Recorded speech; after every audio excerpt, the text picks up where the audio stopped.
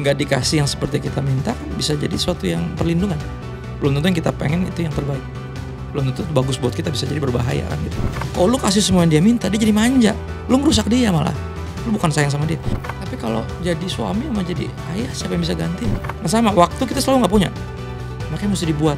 Dan kita hanya akan bikin waktu bagi yang kita anggap penting. Nah ini kita akan lanjut ke pertanyaan selanjutnya. Dan ini berbicara tentang intim dengan Tuhan dan dampak keluarga. Tadi Pastor Christopher Taveru ngomong kan punya istri 1, anaknya 3, cowok semua banyak sekali. Tapi gue pertama-tama mau tanya dulu nih mengenai hubungan dengan Tuhan. Gambaran paling ideal menurut Pastor Christopher, hubungan seperti apa yang seharusnya kita punya dengan Tuhan? Gambaran paling ideal seperti apa? Apakah kita approach Tuhan sebagai teman, sebagai bapak, atau sebagai apa? Hubungan-hubungan kita di bumi itu kan aku bilangnya kayak simulasi ya. Hubungan kita sama Tuhan itu semestinya seperti apa? Ayah sama anak, ya kan? Kita Tuhan sebagai papa, kita sebagai anaknya. Suami istri, ya bukan lagi 2 tapi jadi 1. Bestie, ya kan? Jesus my best friend, right? Jadi semua itu ideal sebenarnya. Cuman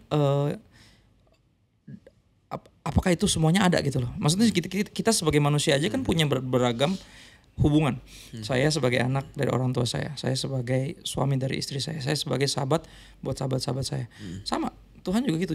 Itu yang disebut dengan He is our all in all. Yaitu segalanya. Jadi anything ya. Jadi segalanya itu ya, hubungan-hubungan itu semuanya menggambarkan seperti apa harusnya. Ya best friend misalnya kita bisa terbuka, kita bisa apa adanya. Suami istri juga mestinya sama. Dimana kita bukan dituntut tapi disupport. Nah, itu kan suami istri kan harusnya seperti itu. Nah, ayah dengan orang tua harusnya kita punya kepercayaan penuh bahwa gue gak bakal kurang. Dia bokap gue gitu. Gue gak perlu takut, dia pasti lindungin gue. Nah, ada gitu-gitu. Jadi semua hubungan itu ngebantu kita. Jadi itu gambaran idealnya, all in all. Iya, all in all. Nah, bagaimana menurut Pastor Christopher Taveru orang yang melihat Tuhan itu mungkin karena satu tragedi, jadi dia marah, trauma dengan Tuhan, dia nggak merasakan all in all tadi, karena dia merasa Tuhan nggak ada di situ, trauma, marah. Bagaimana menanganinya, Pastor? Gue akan tuntun dia untuk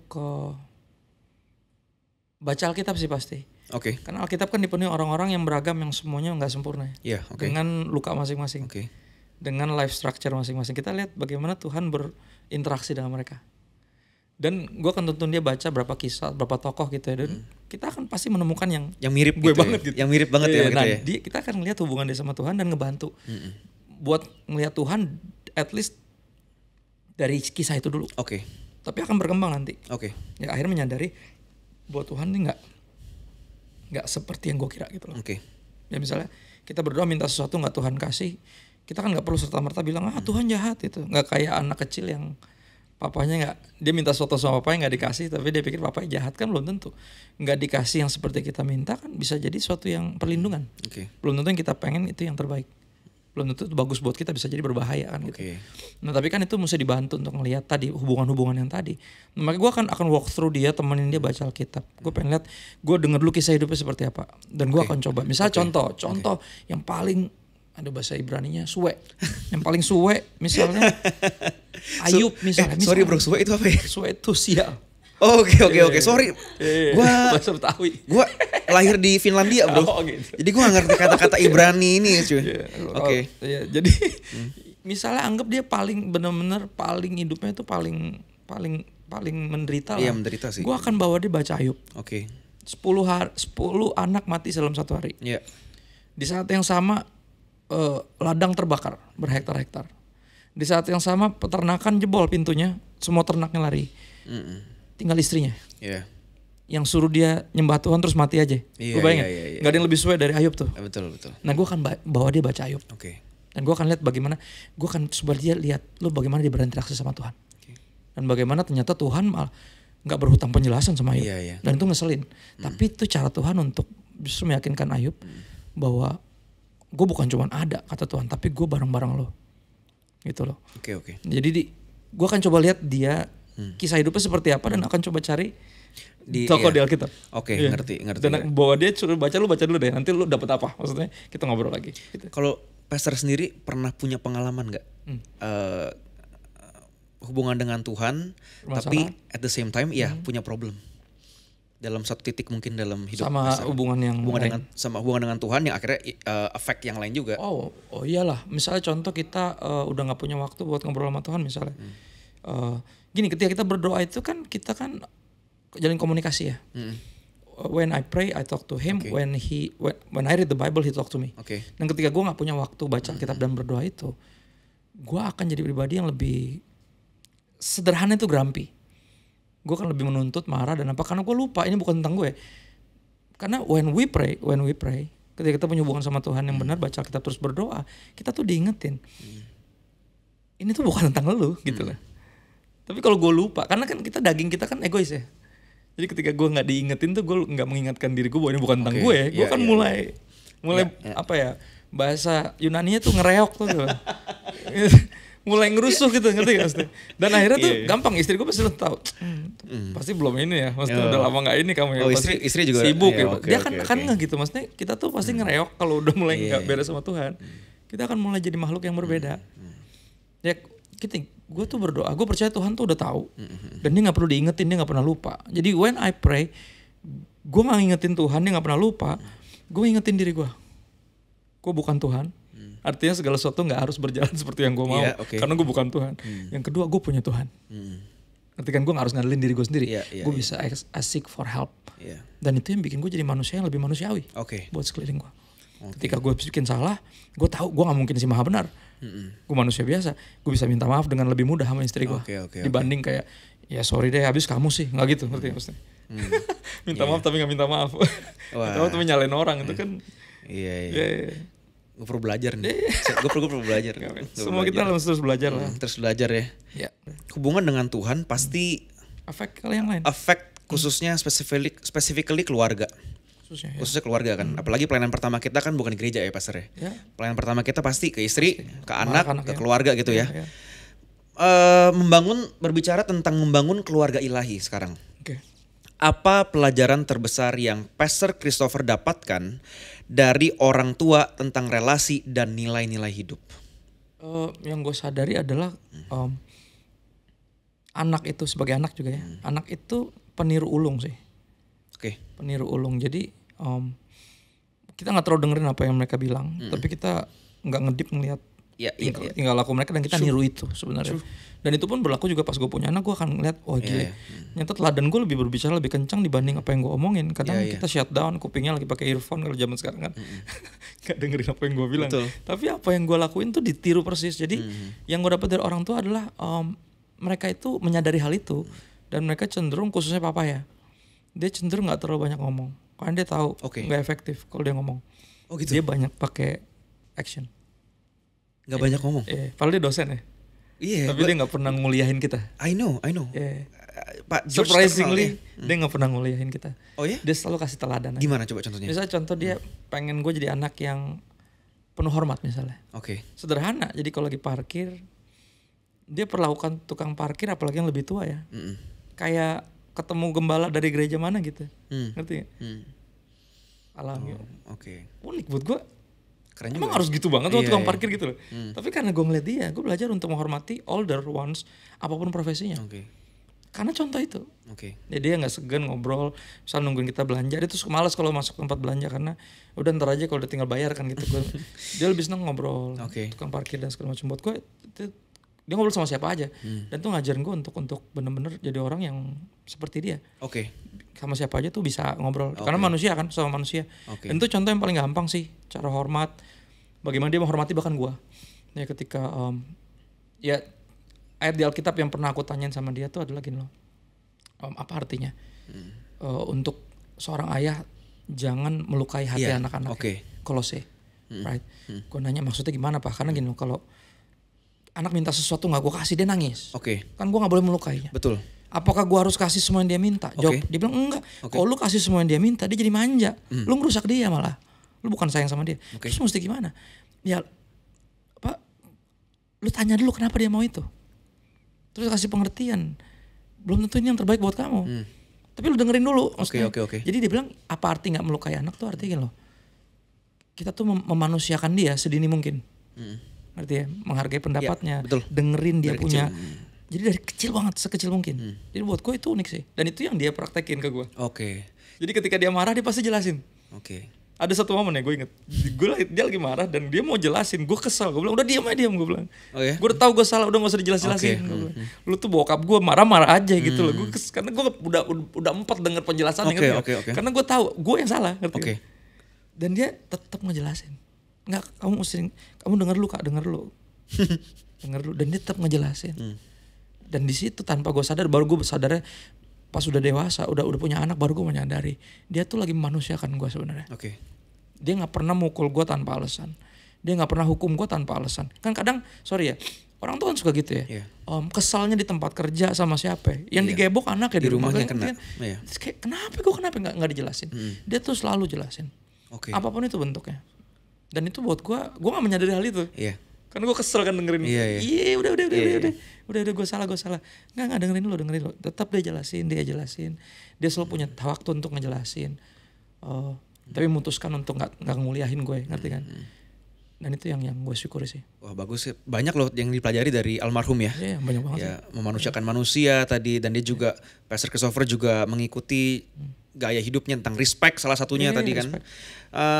Pertanyaan selanjutnya Pastor, bagaimana Pastor Christopher menjalankan peran sebagai suami, sebagai ayah di tengah pelayanan dan ekspektasi publik? Ekspektasi publik, kayaknya gue udah gak peduli ya.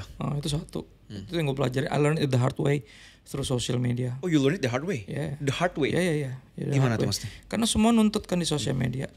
Ada orang ngoceh nih misalnya satir gitu ya. Pilihan dua, kalau gue gak respon, berarti gue cuek.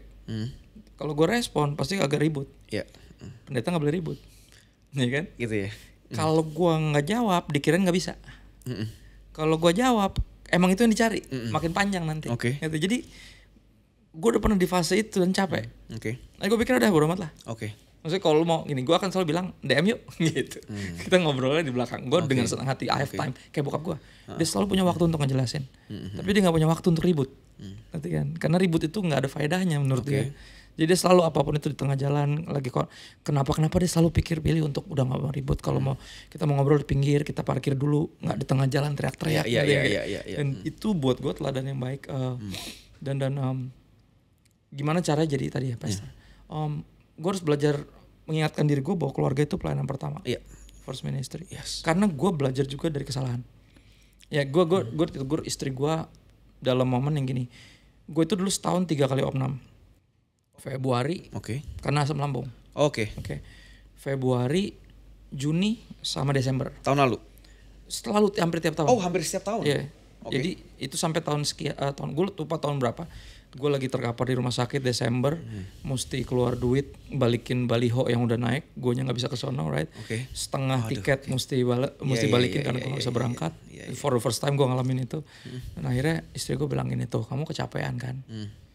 Kenapa sih mesti diambil semua? Terus gue bilang, kan pelayanan. Gue hamba Tuhan, masa gak pelayanan? Gak mungkin pelayanan gue tolak. Ya kalau kamu bilang gak bisa kan, mereka cari pembicara yang lain. Tapi kalau jadi suami sama jadi ayah, siapa yang bisa gantiin? Oh, istri ngomong gitu? Kalau kamu kayak gini, kamu yang repotin saya. Oh, dia kan gak pakai pembantu. Oke. Gak pakai pembantu, jadi dia mesti pulang ke rumah, balik ke gue, potongin buah segala macam, balik lagi ke anak-anak. Kalau kayak gini kan gue yang ribet. Ya kan, lu juga gak bisa pelayanan juga. Di situ tuh, for the first time gue langsung kayak, man, this is it. Gue harus menyadari bahwa jadi ayah, jadi suami itu juga pelayanan. Dan itu pelayanan pertama. Kalau gue gagal di situ, gue gak punya kompetensi di luar. Ya, Rasul Paulus pernah bilang gini, orang yang gak tahu mengepalai keluarganya sendiri, sejak kapan dia mengira bisa dipercayakan megang keluarga Tuhan? Wow. Buat gue tuh kalimat itu kayak luar biasa. Itu balik. Waduh, iya lagi kan gitu. Itu buat kita tuh agak jelek ya. Itu straightforward, tapi itu yang kita perlu. Maksudnya kita suka selalu ngerasa kalimat istri gue tuh dia selalu ngingetin gue bahwa khotbah di luar kota, berdiri di mimbar tuh gak lebih rohani dari nganterin anak sekolah gitu loh. Itu juga rohani gitu kan. Dan bahkan gue dalam kesibukan gue ya, mungkin tadi agak sedikit ngejawab gimana cara ngaturnya. Gue tuh selalu berusaha untuk nganterin anak gue dan jemput anak gue sekolah. Karena buat gue itu quality time. Karena kalau udah di rumah kita nggak bisa quality time. Dia udah kayak dar, udah begitu, udah ngoceh-ngoceh sama temennya sendiri, apalagi habis pandemi kan. Di rumah dia udah pasti main, mereka pasti main. Di jalan mereka nggak bisa kemana-mana. Di jalan makanya gue selalu bersyukur kalau macet. Quality time-nya tambah panjang kan. Macet tuh obrolan berarti bisa lebih dalam tuh. Gue seneng tuh, makanya kadang pas pandemi tuh kita muter gitu kan. Kita mau kemana sih Pak? Nggak kemana-mana, emang pengen ngobrolnya satu keluarga gitu ya. Di mobil aja. Buat gue quality time tuh harus intentionally, karena we always don't have time, karena kita punya kesibukan. Pelayanan selalu akan datang. Ya, tapi kita harus bikin waktu karena kita nggak punya. Kayak duit kan, gue nggak punya duit, makanya mesti bikin duit kerja kan. Nah sama, waktu kita selalu nggak punya, makanya mesti dibuat. Dan kita hanya akan bikin waktu bagi yang kita anggap penting. Dan aku berdoa biar semoga istri, anak-anakmu, suamimu itu yang terpenting. Kita akan selalu bikin waktu buat mereka. Baru sisanya ya setelah itu baru yang lain-lain. Gitu. Jadi sekarang kalau misalkan pelayanan diundang juga milih-milih sekarang ya? Ya gue kan milih, maksudnya nggak semua digas. Semuanya lu ambil gitu kan? Gue ada waktu tertentu yang gue seminggu bisa berapa kali pelayanan khotbah? Sebenarnya gitu? Tiap hari ada aja. Tiap hari? Cuman ya gue ngeliat-liat yang luar kota gitu, gue mesti lebih batasin. Bandung bisa TikTok sekarang udah ada kereta cepat kan gitu. Gue selalu berusaha balik. Kayak misalnya contoh ya, gue kan prefer tidur di kereta dibanding tidur di hotel besok pagi baru balik. Karena tidur di kereta lebih cepat. Gue subuh udah pulang. Kadang 3:30 gue udah tidur di sebelah istri gue. Karena pagi mau nganterin anak gue. Kalau gue terbang besok nggak mungkin nganterin anak gue. Karena itu hak gue untuk nganterin dia, bukan kewajiban gue. Karena itu quality time. Itu luar biasa cara sederhana gue. Luar biasa loh. Menginspirasi gue secara pribadi barusan. Kalau gue mikir, kayak ribet nih. Gampang kita misalnya pakai ojol gitu kan. Sih udah pada gede kan, gue isiin di digital, dia bisa pesan sendiri. Cuma buat gue yang nggak kebeli tuh momen itu. Apalagi anak gue sekarang udah naik 3 SMP. Tiba-tiba ntar udah gede, udah punya bikin keluarga, gue udah lewat men. Jadi mumpung belum nih, ayo sesering mungkin lah. Lu mau kemana gue anterin? Mana lo anterin? Dan itu yang bokap gue ajarin. Bokap gue sampai umur berapa tuh adik gue yang paling kecil sampai malu kayak udah Pak aku bisa sendiri, maksudnya gak usah dianterin. Tapi somehow dia tahu itu waktu-waktu berharga dia untuk di-spend, dan itu nggak bisa dilupain sama anak-anak lo. Ketika lo ingat bokap lo selalu yang hadir dan selalu ada waktu buat nganterin lo untuk ngapain, dan itu selalu membekas sih. Wah keren, keren bro. Mungkin pertanyaan mengenai keluarga nih menurut gue sangat penting. Gue pun mungkin bisa banyak belajar dari Pastor Christopher. Apa kesalahan kecil yang sering diabaikan tapi bisa merusak keluarga jika tidak diperbaiki? Kesalahan kecil ya? Iya. Atau bukan kesalahan kali ya? Apa kebiasaan yang diulang terus-terusan mungkin? Yang sebenarnya tuh long term itu akan menghancurkan sebenarnya. Sederhana, lu duduk di situ tapi nggak di situ. Wah ini bini gue kalau nonton sih ya. Preach it. Tapi lu ngapain? Bini gue sih lu preach it nih. Gue main game biasanya. Udah stres gue kan, udah pusing di gereja gitu kan. Gue pikir itu efektif dulu. Yang penting gue udah pulang kan gitu. Maksudnya walaupun gue masih. Ternyata enggak bener. Kayak dia tuh kayak anak gue pernah nanya ya. Gue pernah nanya, aduh masih lebih kecil dulu yang kedua, dia pernah nanya, "Papa di mana sih?" Padahal gue di situ. Gue bilang anak salah ngomong atau apa? "Papa di mana sih?" Gitu. Kan kaget gue. Anak lu ngomong gitu? Anak lu ngomong gitu? Iya, gue bilang, "Papa di sini maksudnya apa?" "Papa di mana tuh?" Kan dari tadi dia ngomong, gue nggak dengerin. Dia manggil gue aja, gue kayak nggak terlalu itu kan kayaknya sepele. Apa sih anak kecil gangguin aja cuma lagi ribet nih kan gitu. Iya. Kayak sepele loh, tapi gede loh itu. Gitu ya? Puncaknya kalimat itu. Apa di mana sih? Atau kayak kalau dulu setiap kali gue mau tinggal kan gue ajak main dulu tuh ke playground apa segala macam ya. Main-main game. Terus kayak pernah 3 hari gue ajakin terus kan jalan. Dia nanya gini, masih kecil yang pertama. Nanya gini, "Papa mau kemana lagi sih?" Begitu. Oke. Lagi diajakin jalan mau main, dia nanya gitu, "Lu mau kemana lagi sih?" Sampai gue keluar ngambil paket. "Papa mau pelayanan ya?" Enggak.